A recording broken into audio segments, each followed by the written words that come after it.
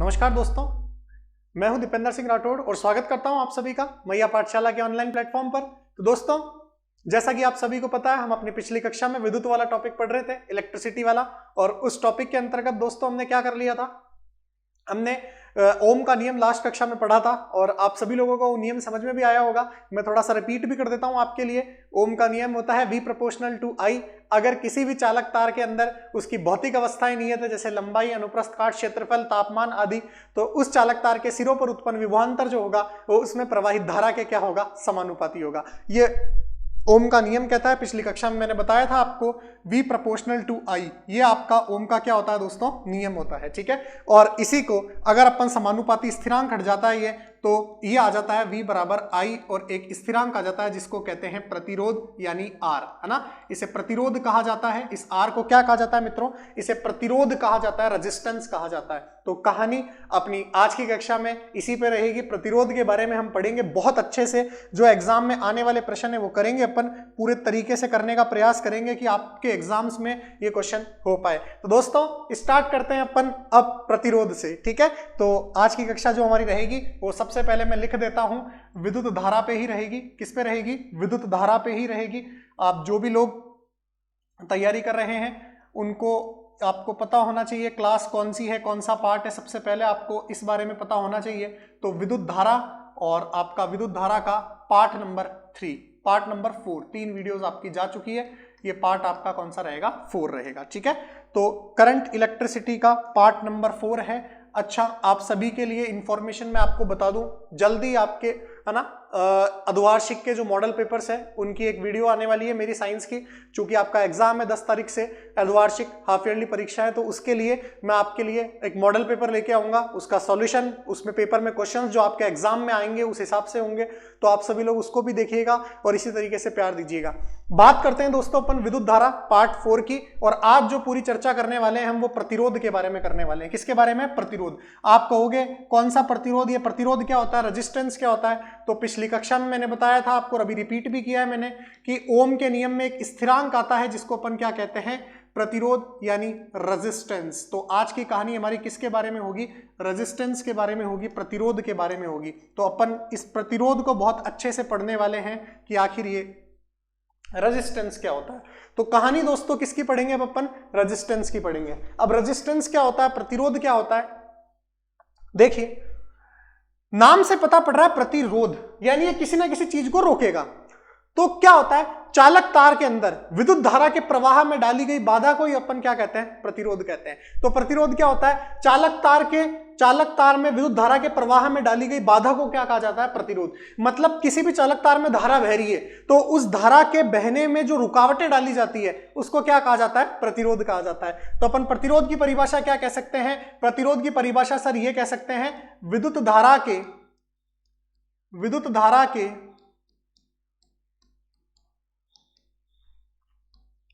प्रवाह में डाली गई बाधा को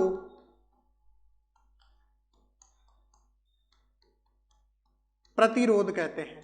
मतलब विद्युत धारा के प्रवाह में जो बाधा डाली जाती है उसे अपन क्या कहते हैं, प्रतिरोध कहते हैं। क्या कहते हैं दोस्तों, प्रतिरोध कहते हैं। तो विद्युत धारा के प्रवाह में जो बाधा डाली जाती है उसे क्या कहते हैं दोस्तों, प्रतिरोध कहा जाता है। इस प्रतिरोध का जो मात्रक होता है वो क्या होता है, प्रतिरोध का जो मात्रक होता है वो ओम होता है। प्रतिरोध का मात्रक क्या होता है दोस्तों, ओम। ध्यान रखना, इस प्रतिरोध का मात्रक ओम होता है और इसे इससे दर्शाया जाता है। चूंकि आप बोलोगे ओम क्यों होता है, क्योंकि ओम के नियम से ही हमें प्रतिरोध के बारे में पता चला है। तो प्रतिरोध का मात्रक क्या हो जाएगा, ओम हो जाएगा। ये सिंबल है आपके, ओम का नियम का सिंबल हो जाएगा। ठीक है, तो ये आपको ध्यान रखना। रेजिस्टेंस का मतलब होता है करंट के फ्लो में डाली गई बाधा, है ना, यानी जो रुकावटें होती है उसको रेजिस्टेंस कहा जाता है, जो भी करंट के फ्लो में डाली जाती है। और इसका मात्रक ओम हो जाएगा।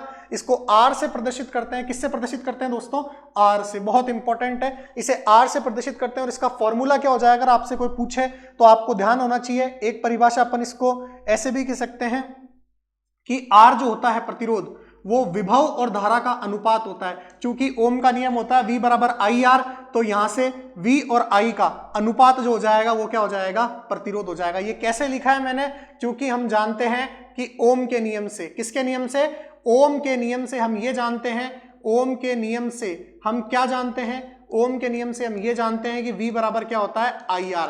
तो इसको ही मैंने ऐसे लिख दिया, V बराबर IR, तो R बराबर क्या हो जाएगा, V अपॉन I हो जाएगा। ठीक है, यहाँ पे V क्या है, V तो है विभव, और I क्या है दोस्तों, धारा। ये V तो है यहाँ पे विभव, V क्या है मित्रों, विभव, और I क्या है, धारा। तो विभव और धारा के अनुपात को क्या कहा जाता है, प्रतिरोध कहा जाता है। तो ये कहानी होती है प्रतिरोध की।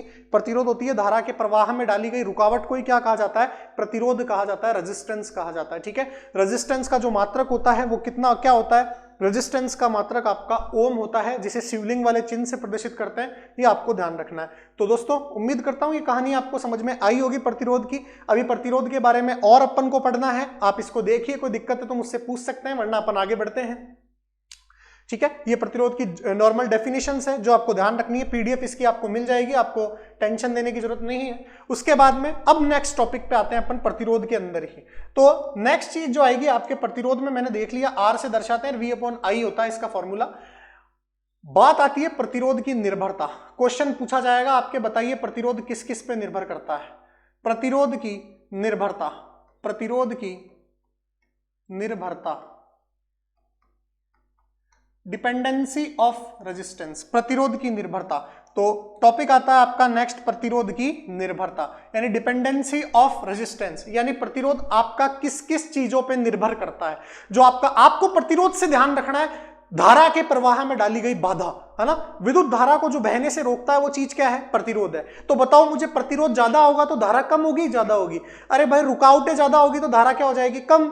यानी अगर विद्युत धारा का प्रवाह ज्यादा हो जाएगा तो प्रतिरोध भी क्या हो जाएगा, कम हो जाएगा। समझ गए मेरी बात को। तो अगर धारा जाएगी ज्यादा हो जाएगी तो प्रतिरोध क्या हो जाएगा, कम हो जाएगा। अगर प्रतिरोध कम है तो धारा ज्यादा हो जाएगी, प्रतिरोध ज्यादा है तो धारा क्या हो जाएगी, कम हो जाएगी। इस प्रकार से कहानी कही जाती है प्रतिरोध की। तो प्रतिरोध की निर्भरता सबसे पहले आपको ध्यान रखना है, प्रतिरोध किन किन चीजों पर निर्भर करता है। तो अगर मैं बात करूं प्रतिरोध की निर्भरता, सबसे पहला पॉइंट प्रतिरोध की निर्भरता, तो पहले किस पे निर्भर करता है, ये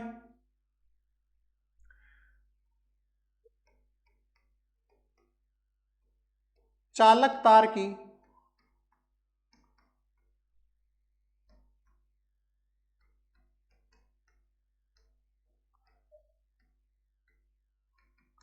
लंबाई पर। किस पर दोस्तों, चालक तार की लंबाई पर। तो चालक तार की लंबाई पर किस प्रकार निर्भर करता है, ध्यान से देखिएगा मेरी बात को। प्रतिरोध जो होता है वो चालक तार की लंबाई के समानुपाती होता है। क्या कह सकते हैं अपन कि प्रतिरोध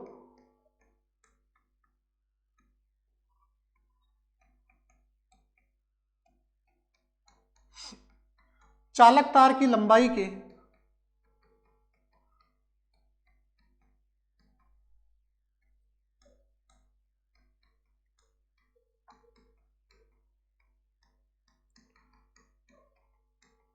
समानुपाती होता है। कहने का मतलब क्या है, कहने का मतलब है ये जो आपका R है प्रतिरोध, ये लंबाई के क्या हो जाएगा, समानुपाती, है ना। तो प्रतिरोध जो होता है वो चालक तार की लंबाई के क्या होता है दोस्तों, समानुपाती होता है। प्रतिरोध चालक तार की लंबाई के समानुपाती होता है, R प्रोपोर्शनल टू L। कहने का मतलब लंबाई बढ़ेगी तार की तो प्रतिरोध भी बढ़ेगा। प्रतिरोध चालक तार की लंबाई के क्या होता है, समानुपाती होता है। अगर मैं बिंदु नंबर 2 की बात करूं, है ना, बिंदु नंबर 2 क्या कहता है, लंबाई के बाद ये किस पे निर्भर करता है, चालक तार के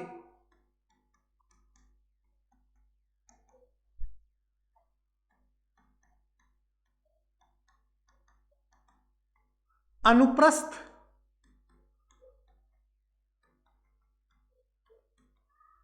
काट क्षेत्रफल पर, चालक तार के अनुप्रस्थ काट क्षेत्रफल पर। कहने का मतलब क्रॉस सेक्शन एरिया पर। किस पर दोस्तों, क्रॉस सेक्शन एरिया पर। चालक तार के अनुप्रस्थ काट क्षेत्रफल पर मतलब क्रॉस सेक्शन एरिया पे। तो क्या मतलब हो गया इसका, मतलब जो आपका प्रतिरोध है वो क्षेत्रफल के समानुपाती होता है। किसके समानुपाती होता है, क्षेत्रफल के। यानी जो तार का क्रॉस सेक्शन एरिया होगा, अनुप्रस्थ काट क्षेत्रफल होगा, उसके समानुपाती होगा, व्युत्क्रमानुपाती होगा। तो उसके व्युत्क्रमानुपाती होगा। क्या होगा, व्युत्क्रमानुपाती, समानुपाती नहीं, व्युत्क्रमानुपाती। तो आप इसको लिख लो कि प्रतिरोध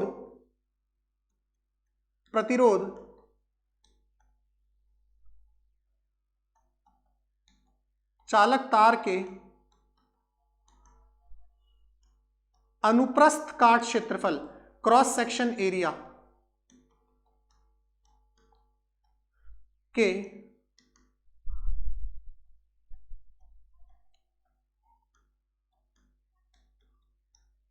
व्युत्क्रमानुपाती होता है। मतलब इनवर्स प्रोपोर्शन में होता है, व्युत्क्रमानुपाती होता है। मतलब ये जो प्रतिरोध है आपका, ये क्षेत्रफल के व्युत्क्रमानुपाती होता है। तो यहां से दो चीजें मुझे मिल गई, एक तो प्रतिरोध लंबाई के समानुपाती होता है और एक सर क्षेत्रफल के व्युत्क्रमानुपाती होता है। मतलब अगर चालक तार की लंबाई बढ़ाओगे तब तो प्रतिरोध बढ़ेगा और अगर उसका क्षेत्रफल बढ़ाओगे तो प्रतिरोध घटेगा। तो कहने का मतलब लंबाई के समानुपाती और क्षेत्रफल के व्युत्क्रमानुपाती, ये कहानी होती है किसकी? आपके प्रतिरोध की। तो प्रतिरोध लंबाई पर निर्भर करता है और क्षेत्रफल पर निर्भर करता है। अब ध्यान से सुनना मेरी बात। तीसरा कारक क्या है? अगला कारक पढ़ते हैं, कारक नंबर थर्ड, यानी किस पे निर्भर करता है? Dependency number third.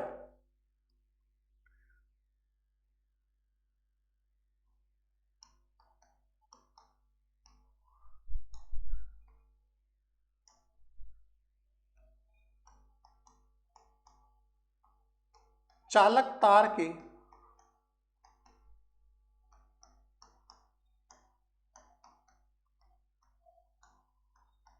तापमान पर। किस पर दोस्तों? चालक तार के तापमान पर, है ना?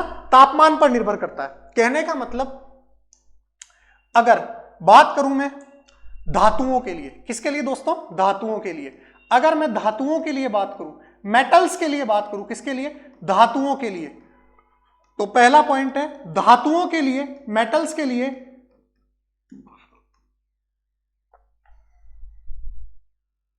या आप ऐसे कह सकते हो, इसको ऐसे लिखो आप तो ज्यादा ठीक रहेगा कि तापमान पर निर्भर करता है। किस पर निर्भर करता है? तापमान पर। केवल तापमान लिख दो तो फिर आपको बात अच्छे से समझ में आ जाएगी। तापमान पर कैसे निर्भर करता है? ध्यान से सुनना मेरी बात। तापमान पर कैसे निर्भर करता है? तो पहला पॉइंट, अगर अपन ने चालक पदार्थ ले रखा है, मतलब चालक यानी कंडक्टर, जिसके अंदर इलेक्ट्रॉन बह रहे हैं, जिसके अंदर धारा बह रही है, तो चालक तार के लिए, चालक पदार्थ के लिए यानी धातुओं के लिए, धातुएं चालक ही होती है, करंट आता है उनमें। चालक पदार्थ के लिए तापमान बढ़ाने पर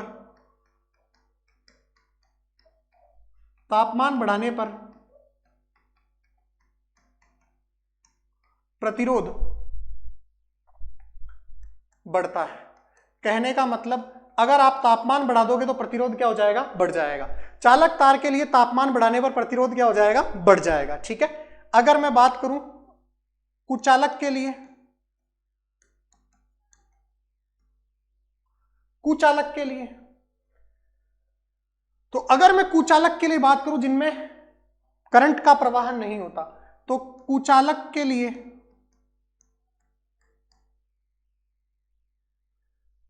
तो तापमान पे निर्भर ही नहीं करेगा, क्योंकि कुचालक में तो करंट बहती ही नहीं है। तो करंट बहती नहीं तो प्रतिरोध बहुत ज्यादा होगा।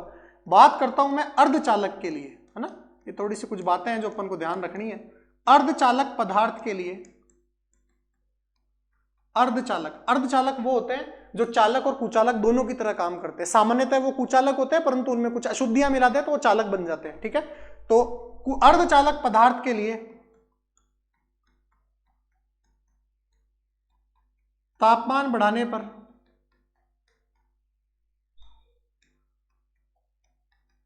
प्रतिरोध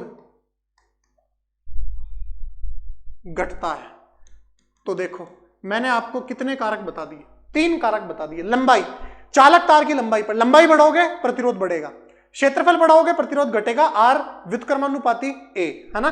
तीसरा है तापमान के लिए, चालक धातुओं का तापमान बढ़ाने पर प्रतिरोध बढ़ता है और अर्धचालकों का तापमान बढ़ाने पर प्रतिरोध घटता है। ये आपको ध्यान रखना है। तीसरा तापमान वाला फैक्टर हो गया। चौथा और लास्ट फैक्टर है आपका पदार्थ की प्रकृति पर। किस पर?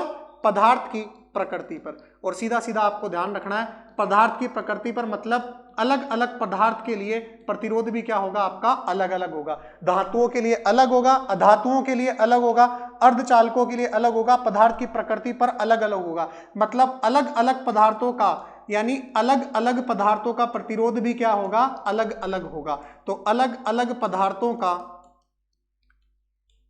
प्रतिरोध क्या होगा मित्रों, अलग अलग होगा, प्रतिरोध अलग अलग होगा, यानी एक ही अलग अलग पदार्थों का प्रतिरोध भी क्या हो जाएगा, अलग अलग। ठीक है, यानी अगर मान लो एक ये पदार्थ है और एक ये पदार्थ है तो दोनों का प्रतिरोध क्या होगा, अलग अलग होगा, यानी पदार्थ की प्रकृति पे निर्भर करता है, ये आपको ध्यान रखना है। तो मैंने कितने प्रकार बताए हैं, कितने चीजें बताई है जो प्रतिरोध किन चीजों पर निर्भर करता है, तो एक तो निर्भर करता है चालक तार की लंबाई पर, यानी लंबाई के समानुपाती होता है। अगर तार की लंबाई बढ़ेगी तो प्रतिरोध बढ़ेगा। फिर अनुप्रस्थ काट क्षेत्रफल पर, अगर क्षेत्रफल बढ़ेगा तो आपका प्रतिरोध घटेगा। अगली बात तापमान पे, अगर आप तापमान बढ़ा दोगे तो तापमान बढ़ाने पर प्रतिरोध क्या हो जाएगा, बढ़ जाएगा चालकों के लिए, और अर्धचालकों के लिए तापमान बढ़ाने पर प्रतिरोध घटता है। और पदार्थ की प्रकृति पर, यानी अलग अलग पदार्थों के लिए प्रतिरोध भी क्या होगा, अलग अलग होगा। ठीक है, ये आपको ध्यान रखना है। अब ध्यान से सुनिएगा मेरी बात, मैंने आपको बोला है कि भैया बहुत इंपॉर्टेंट चीज पढ़ने वाले हैं अपन, बहुत ध्यान से समझना इस चीज को। मैंने बोला है चालक तार के लिए प्रतिरोध लंबाई के समानुपाती होता है। बिल्कुल सही बात है सर, आपने ही बताया है। मैंने बोला है चालक तार के लिए प्रतिरोध क्षेत्रफल के व्युत्क्रमानुपाती होता है। बिल्कुल सर, आपने ही बताया, मना नहीं कर रहे। ठीक है, चालक तार के प्रतिरोध क्षेत्रफल के क्या होता है, व्युत्क्रमानुपाती होता है।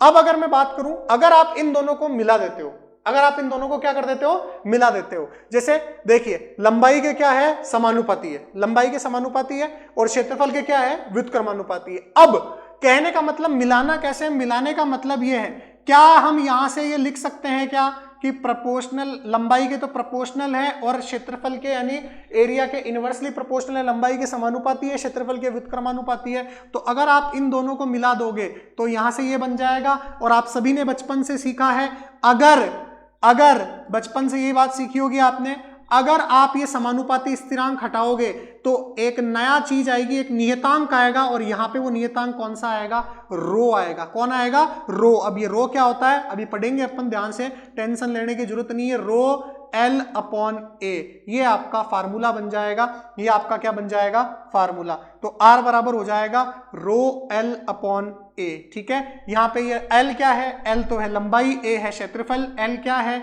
L है चालक तार की लंबाई, A क्या है चालक तार का अनुप्रस्थ काट क्षेत्रफल, क्रॉस सेक्शन एरिया। उसके बाद में R क्या है, R है आपका प्रतिरोध, R क्या है, प्रतिरोध। और बताइए रो क्या है, इस रो को नियतांक, और इस नियतांक का नाम क्या होता है, प्रतिरोधकता। क्या नाम है इसका मित्रों, प्रतिरोधकता, जिसको कहा जाता है रेजिस्टिविटी। क्या कहा जाता है, रेजिस्टिविटी। क्या कहा जाता है, रेजिस्टिविटी, यानी प्रतिरोधकता। तो इस R को, इस रो को कहा जाता है प्रतिरोधकता। तो यहां से एक नई चीज आई है प्रतिरोधकता, इसको भी अपन पढ़ेंगे बहुत अच्छे से। आप मुझे बताओ क्या प्रतिरोध की कहानी आपको समझ में आई या नहीं आई। मैंने प्रतिरोध बताया है, धारा के प्रवाह में डाली गई बाधा को अपन क्या कहते हैं, प्रतिरोध। प्रतिरोध लंबाई पर निर्भर करता है, लंबाई के समानुपाती, क्षेत्रफल के व्युत्क्रमानुपाती। यहां से हमने फॉर्मूला बना लिया, R बराबर रो L/A, है ना। रो क्या है यहाँ पे, प्रतिरोधकता, जो नियतांक हटाने, समानुपाती स्थिरांक हटाने पे आया है। तो आपको ये फॉर्मूला ध्यान रखना है, रो L/A आपकी पुस्तक में दे रखा है, बहुत अच्छे से इसको पढ़ना है। ठीक है, और कैसे आया वो भी मैंने बता दिया। अगर एग्जाम में आ जाए तो आप आराम से लिख सकते हो, जितना मैंने लिखाया आपको आराम से लिखोगे, आपको अच्छे से नंबर मिल जाएंगे। ये आपको ध्यान रखना है प्रतिरोध के बारे में चीजें। अभी प्रतिरोध के बारे में और भी कहानियां पढ़ेंगे, ठीक है, लेकिन उससे पहले अपन इस प्रतिरोधकता को पढ़ लेते हैं, उसके बाद में अपन आएंगे प्रतिरोध के ऊपर आगे और। ठीक है, तो अब अपन नेक्स्ट जो चीज पढ़ेंगे दोस्तों, किसके बारे में पढ़ेंगे, प्रतिरोधकता के बारे में। ठीक है, चूंकि ये प्रतिरोधकता हाथों हाथ अपने आ ही चुकी है तो पहले अपन को ये पढ़ ही लेना है। ठीक है, प्रतिरोधकता रेजिस्टिविटी।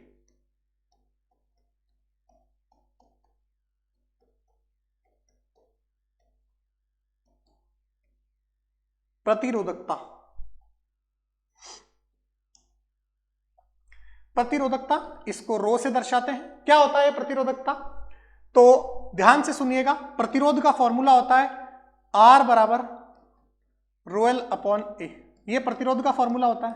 यहां से अगर मैं प्रतिरोधकता को अलग करूं तो ये हो जाएगा RA/L, RA/L ही हो जाएगा सर, बिल्कुल हो जाएगा। इसमें कोई समस्या नहीं सर, बिल्कुल कोई समस्या नहीं है इसमें तो अपने को। ठीक है, इसमें कोई समस्या नहीं है। R बराबर रो L/A, ये आपका किसका फॉर्मूला हो जाएगा, प्रतिरोधकता का। R बराबर रो बराबर RA/A, ये आपका प्रतिरोधकता का क्या हो जाएगा दोस्तों, फॉर्मूला हो जाएगा। अब डेफिनेशन क्या होती है प्रतिरोधकता की, आखिर होती क्या है प्रतिरोधकता, तो ध्यान से देखिएगा। अगर कोई चालक तार है जिसकी लंबाई है 1 मीटर, जिसकी लंबाई कितनी है 1 मीटर, और उसका क्षेत्रफल है 1 मीटर स्क्वायर। अगर कोई चालक तार है जिसकी लंबाई 1 मीटर है और उसका क्षेत्रफल 1 मीटर स्क्वायर है, तो उस चालक तार का प्रतिरोधी क्या कहलाएगी, उसकी प्रतिरोधकता कहलाएगी। तो यदि किसी चालक तार की लंबाई 1 मीटर हो, यहां पे 1 मीटर रखो और क्षेत्रफल लिखो 1 मीटर स्क्वायर, तो R बराबर रो हो गया कि नहीं हो गया, सर बिल्कुल हो गया। तो उस चालक तार का प्रतिरोधी क्या कहलाएगा, प्रतिरोधकता। तो प्रतिरोधकता की डेफिनेशन आ गई है, यहां से ध्यान से सुनना। क्या आ गई डेफिनेशन, यदि किसी चालक तार की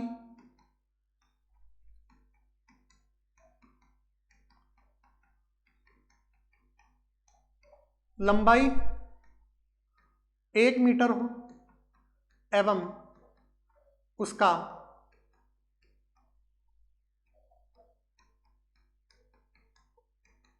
अनुप्रस्थ का क्षेत्रफल 1 मीटर स्क्वायर हो, तो चालक तार का प्रतिरोध ही उसकी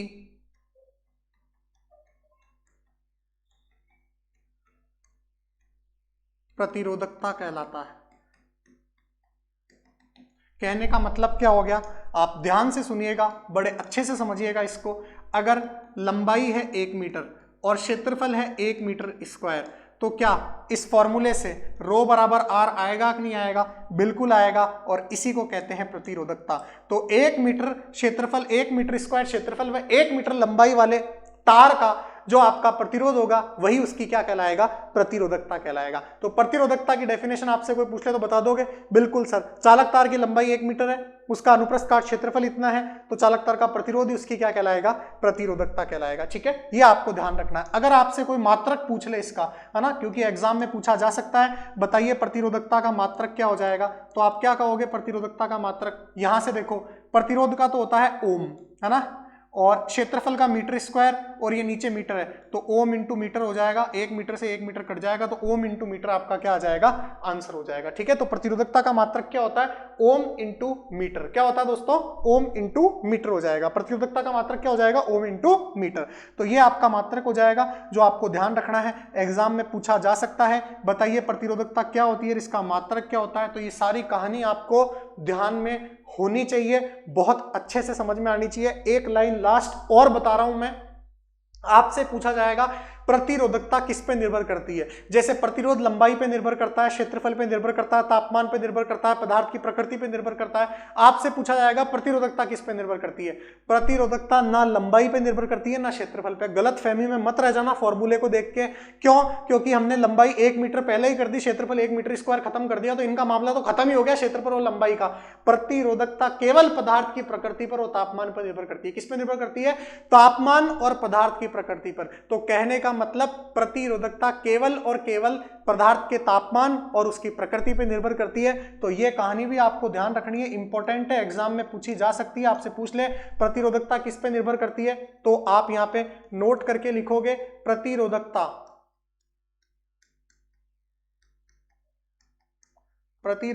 केवल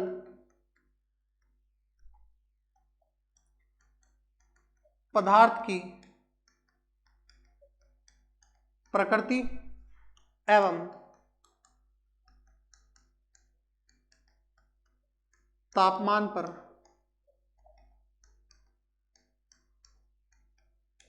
निर्भर करती है। ठीक है, तो केवल पदार्थ की प्रकृति और तापमान पर निर्भर करती है प्रतिरोधकता, लंबाई और क्षेत्रफल पर निर्भर नहीं करती। ये रेजिस्टिविटी थी आपकी जो आपको करनी थी। मैंने प्रतिरोध पढ़ा दिया है, प्रतिरोध पढ़ाते समय प्रतिरोधकता की कहानी आई वो आपको पढ़ा दी है। अब अपन वापस प्रतिरोध के नए टॉपिक के ऊपर चलते हैं। तो आपको इतना समझ में आना चाहिए। इसकी पीडीएफ मैं आपको दे दूंगा, है ना, निश्चिंत रहिए, आपको मिल जाएगी पीडीएफ, तो कोई समस्या वाली बात नहीं है इसके अंदर। चलिए तो आगे देखते हैं। अब अपन नेक्स्ट टॉपिक के ऊपर बढ़ते हैं। अगला टॉपिक आपका प्रतिरोधों का संयोजन। तो नया टॉपिक जो है आपका वो है प्रतिरोधों का संयोजन। ठीक है, तो प्रतिरोध में ही नया टॉपिक है आपका प्रतिरोधों का संयोजन। प्रतिरोधों का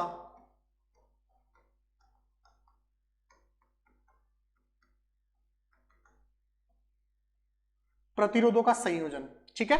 प्रतिरोधों का संयोजन मतलब कॉम्बिनेशन ऑफ रेजिस्टर्स, है ना, कॉम्बिनेशन ऑफ रेजिस्टर। प्रतिरोधों का संयोजन अपन पढ़ने वाले हैं कि आखिर प्रतिरोधों का संयोजन क्या होता है। तो देखिए, मतलब आप प्रतिरोधों को किस प्रकार से जोड़ सकते हो। तो दो प्रकार का संयोजन है, एक श्रेणी क्रम संयोजन है, एक समांतर क्रम संयोजन है। यानी हम प्रतिरोधों को दो प्रकार से जोड़ सकते हैं, एक तो श्रेणी के क्रम में और एक समांतर क्रम में। क्यों जोड़ते हैं वो भी कहानी में पढ़ाऊंगा अभी आपको। सबसे पहले अपन लेने वाले हैं श्रेणी क्रम संयोजन। कौन सा क्रम संयोजन? श्रेणी क्रम संयोजन, सीरीज कॉम्बिनेशन।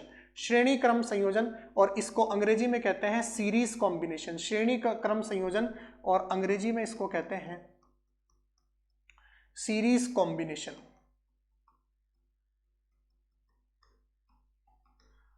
श्रेणी क्रम संयोजन और अंग्रेजी में इसको कहते हैं सीरीज कॉम्बिनेशन।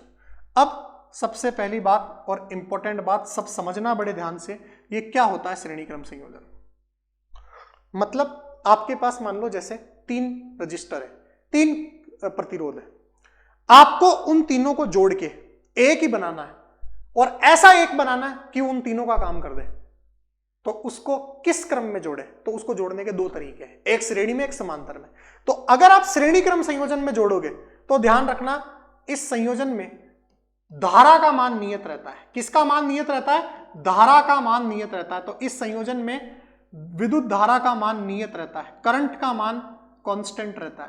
तो इस संयोजन में विद्युत धारा का मान नियत रहता है, कांस्टेंट रहता है। ये आप सभी को ध्यान रखना है। आपके कौन से संयोजन में? श्रेणी क्रम संयोजन में विद्युत धारा का मान क्या रहता है? नियत रहता है। विद्युत धारा का मान क्या रहता है? नियत रहता है, ठीक है, कांस्टेंट रहता है। तो श्रेणी क्रम संयोजन में विद्युत धारा का मान क्या रहता है? नियत। कहने का मतलब क्या हो गया? कहने का मतलब ये हो गया, अगर मान लो मुझे 3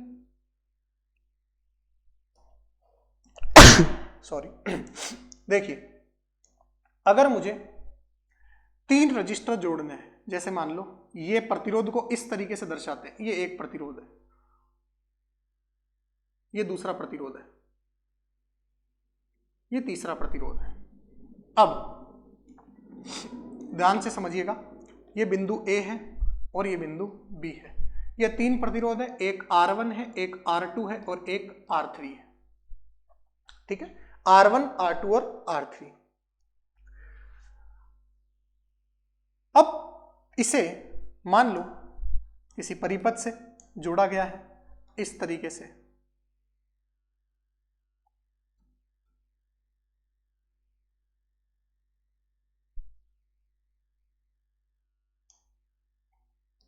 V वोल्ट की बैटरी से इसे जोड़ा गया है, ठीक है, ये V वोल्ट की बैटरी है।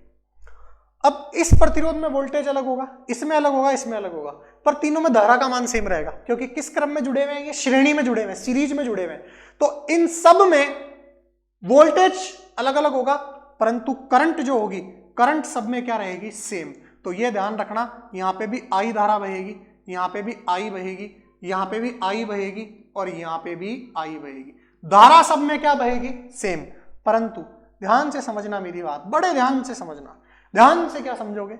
यहां पे वोल्टेज V1 होगा, यहां वोल्टेज V2 होगा और भैया यहां वोल्टेज क्या होगा? V3। यानी विभव सब जगह अलग अलग होगा, धारा का मान सब जगह सेम रहेगा, परंतु वोल्टेज सब जगह अलग अलग होगा। अब कहने का मतलब क्या है? आपसे बोला अगर ये श्रेणी में तीनों प्रतिरोध जुड़े हुए हैं, तो बताओ इन तीनों की जगह A और B के बीच में एक ही प्रतिरोध जोड़े तो इन तीनों का तुल्य प्रतिरोध क्या, इक्विवेलेंट रेजिस्टेंस कितना होगा? इन तीनों का इक्विवेलेंट रेजिस्टेंस क्या होगा, ये आपसे पूछा है। तो यदि मैं इन तीनों के तुल्य प्रतिरोध की बात करूं, किसकी बात करूं? तुल्य प्रतिरोध की। तो यदि तीनों के तुल्य प्रतिरोध की अगर मैं बात करूंगा तो क्या हो जाएगा? बड़े ध्यान से देखिएगा, तीनों का तुल्य प्रतिरोध, तो A व B के बीच में, A व B बिंदु के बीच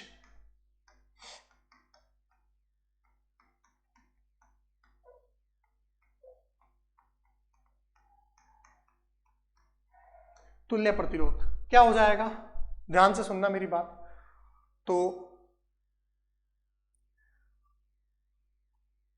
सबसे पहले मुझे एक बात बताओ, आप सभी को ओम का नियम पता है? सर बिल्कुल पता है। ओम का नियम क्या कहता है? ओम का नियम है V बराबर आई आर। इसको आपको ध्यान रखना है, V बराबर आई आर, ये ओम का नियम होता है, ये आपको सभी को ध्यान रखना है। तो अगर ओम का नियम आप सभी को पता है अच्छे से, तो अब आ जाओ आप इस चित्र पे वापस। अगर आप इस चित्र पे आ जाते हो वापस, तो ध्यान से देखिएगा। अगर मैं इस पूरे परिपथ की बात करूं, तो इस पूरे परिपथ के अंदर आपका मैं प्रतिरोध क्या लिख सकता हूं, है ना? या प्रतिरोध नहीं, आप मुझे इतना सा बता दो कि प्रतिरोध की जगह अगर मैं आपको बोलूं कि ओम का नियम अगर इस पूरे परिपथ में मैं लगाता हूं, तो कहने का मतलब क्या है? इसके अंदर, इसके अंदर, इसके अंदर, तीनों प्रतिरोधों के अंदर धारा क्या बह रही है? समान बह रही है। तीनों प्रतिरोधों के अंदर धारा क्या बह रही है दोस्तों? समान बह रही है। अब तीनों के अंदर धारा समान बह रही है, कहने का मतलब जितनी धारा यहां पे होगी उतनी धारा इस जगह होगी। ये तो आप सभी को पता होना चाहिए, ठीक है? चलो, पता है हमें ये बात, कोई दिक्कत नहीं है। अब अगर मैं बात करूं इस चित्र में, परिपथ में, तो मैं अगर इस परिपथ को ध्यान से देखना, यहां पे एक बात लिखने जा रहा हूं, उसको समझना। परिपथ में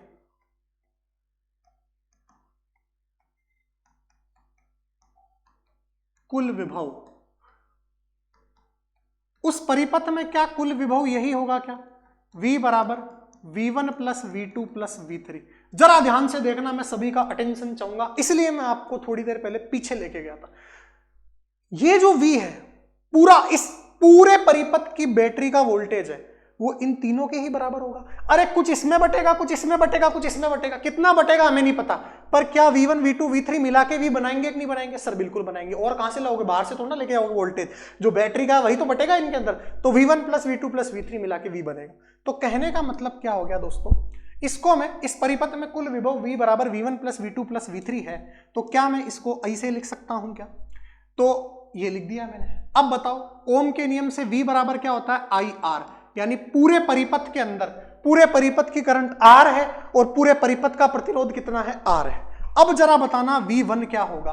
तो V1 की अगर मैं चर्चा करूं तो V1 क्या होगा? V1 सिर्फ R1 प्रतिरोध वाला है, तो क्या मैं V1 को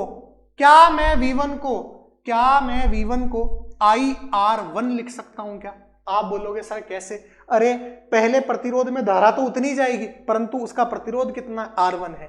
क्या मैं V2 को IR2 लिख सकता हूं क्या? बिल्कुल लिख सकता हूं। क्या मैं V3 को IR3 लिख सकता हूं क्या?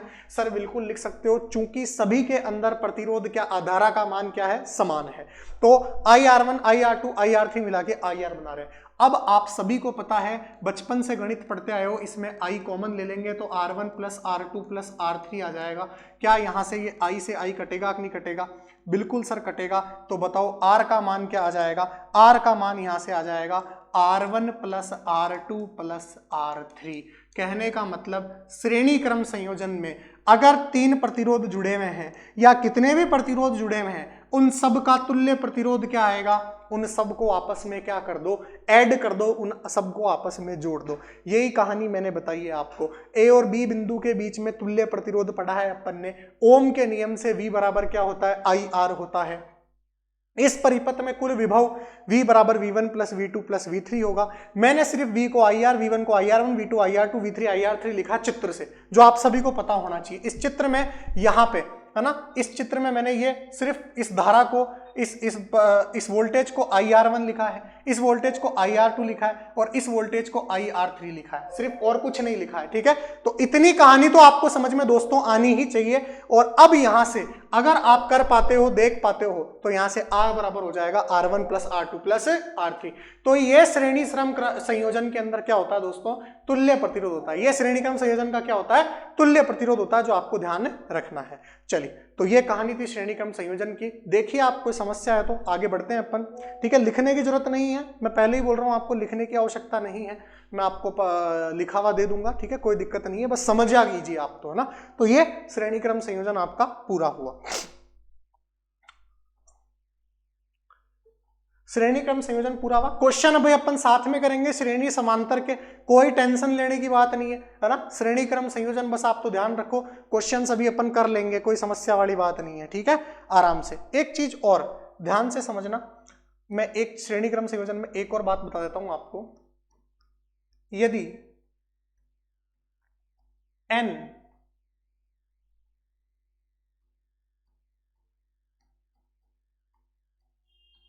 समान प्रतिरोध जिनमें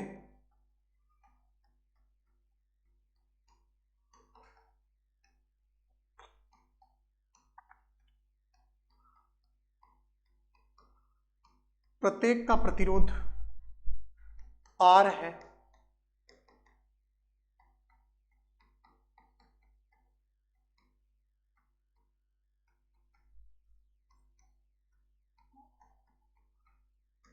श्रेणी क्रम में जुड़े हैं, तो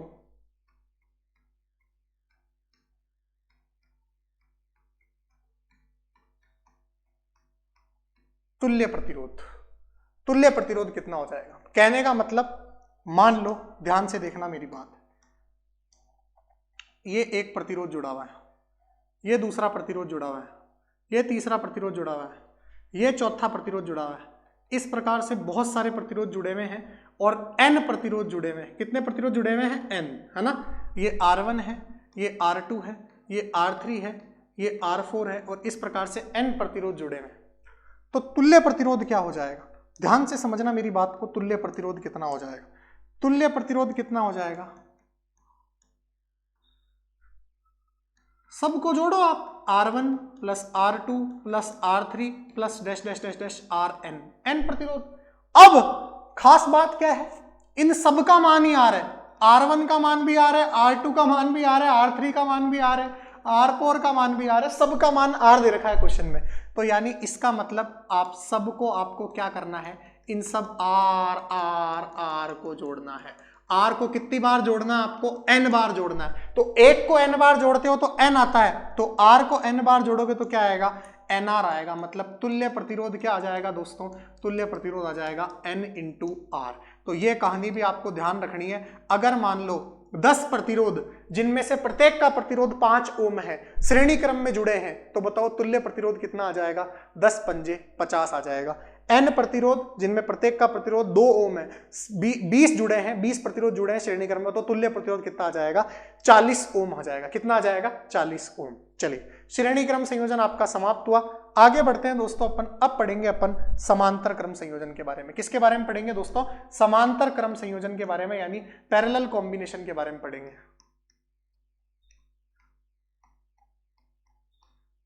समांतर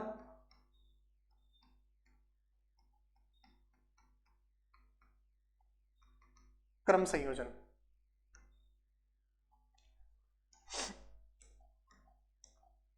समांतर क्रम संयोजन, देखिए समांतर क्रम संयोजन क्या होता है। मैंने एक तरीके तो यह है, प्रतिरोधों को श्रेणी में जोड़ा है। एक में किस में जोड़ रहा हूं मैं? समांतर में। श्रेणी क्रम संयोजन में धारा नियत रहती है, इधर क्या नियत रहेगा? विभवांतर नियत रहता है। क्या नियत रहता है? विभवांतर। मतलब बताओ समांतर क्रम संयोजन में क्या नियत रहता है? विभवांतर। तो इस प्रकार के संयोजन में क्या नियत रहता है? विभवांतर नियत रहता है। कहने का मतलब क्या हुआ, आप अगर डायग्राम बनाते हो तो ध्यान से देखिएगा मेरी बात। ये इस प्रकार से मान लो, एक प्रतिरोध इस प्रकार से जुड़ा हुआ है, एक प्रतिरोध इस प्रकार से जुड़ा हुआ है, एक प्रतिरोध इस प्रकार से जुड़ा हुआ है ना। इस प्रकार से ये तीनों प्रतिरोध जुड़े हुए हैं।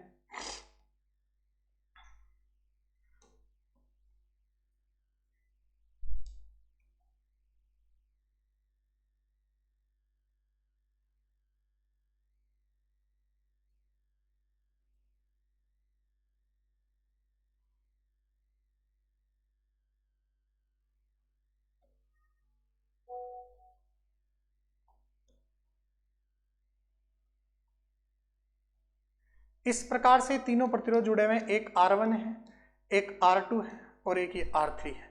ये A पॉइंट है और ये B पॉइंट है, ठीक है।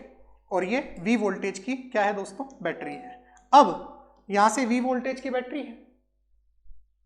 अब मुझे एक बात बताइए, तीनों प्रतिरोध किस क्रम में है? समांतर क्रम में। इन सब में धारा का मान अलग अलग होगा।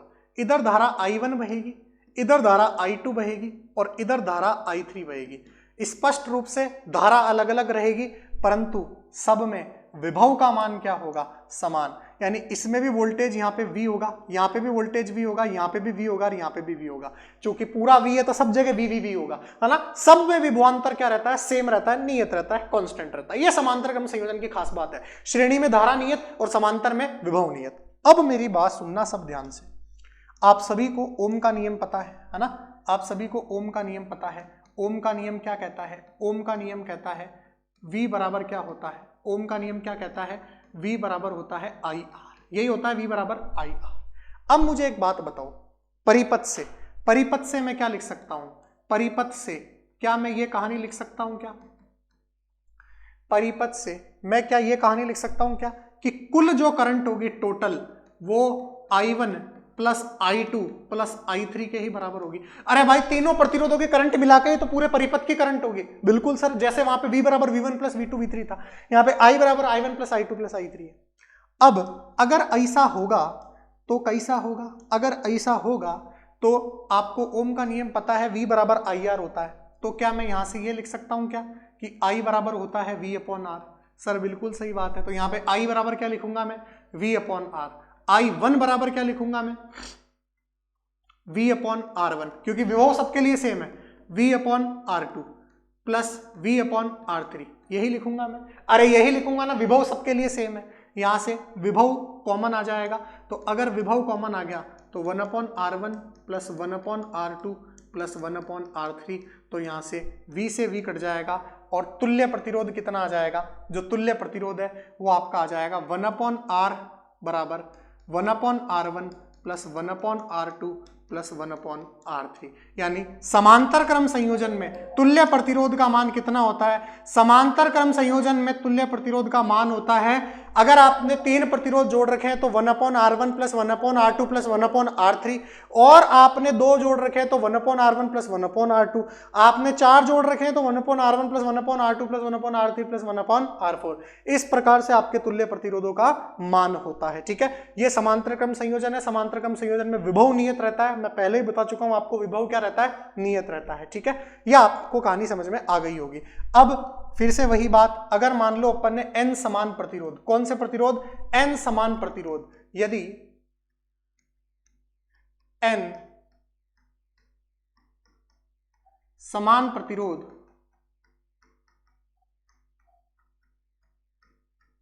जिनमें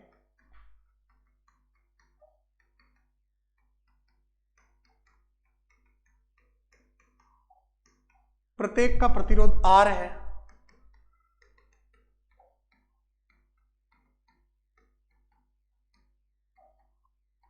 समांतर क्रम में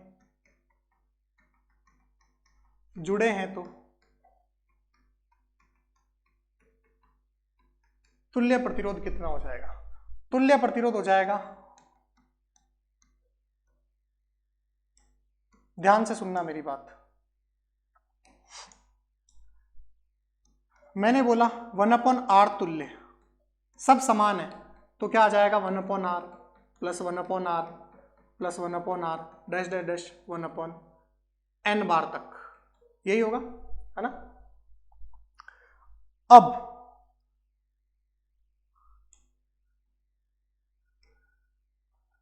ये n टाइम तक चलता जाएगा।